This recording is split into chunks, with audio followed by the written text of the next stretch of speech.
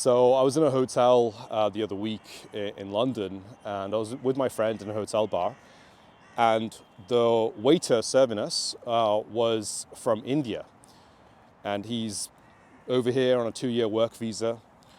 I know this because we had a little chit chat. Anyway, my friend and I were ordering some tea. My friend wanted some tea, and she asked him, "Do you have?" I think it was chamomile tea. And instead of saying yes, he sort of looked at her and went like that. Now, for those who don't know, in India, that's quite a common expression to mean yes or like can do. My friend didn't get this. She's British, so she asked him again, does that mean a yes? And then he said, he went again. And then she had to ask him a third time, "You mean yes?" And he went, "Yes." And that little incident got me thinking how I remember feeling at the time I didn't like the fact that he was using that mannerism to answer my friend.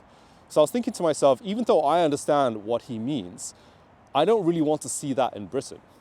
I want to see that in India. When I go to India, I love using Indian mannerisms and getting involved in that. But in Britain, I want to see us just do things the British way with British mannerisms. And it got me thinking on the larger context of immigration and migrants coming over and how we don't really emphasize British cultural traditions, mannerisms, and values to people. We just hope and expect that people will pick up these things over time. But is that necessarily true? I think some people will, but some people won't.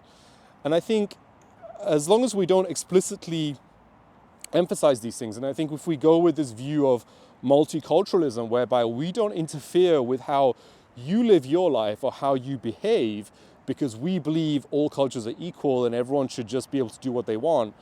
If we go along with that, then it's likely that, as people have observed, we can end up with segregated communities, and also, even if people aren't segregated, they just don't really relate to each other that well. And I think for any country to really thrive and succeed, I think society has to be cohesive. People have to have a shared vision, in a sense, of what it means to be a member of that country. And that's the only way they can really relate to each other as brother and sister, if you will. And this little example I observed, it felt to me like a microcosm of that larger issue. Just a microcosm. And it's not a big deal, right?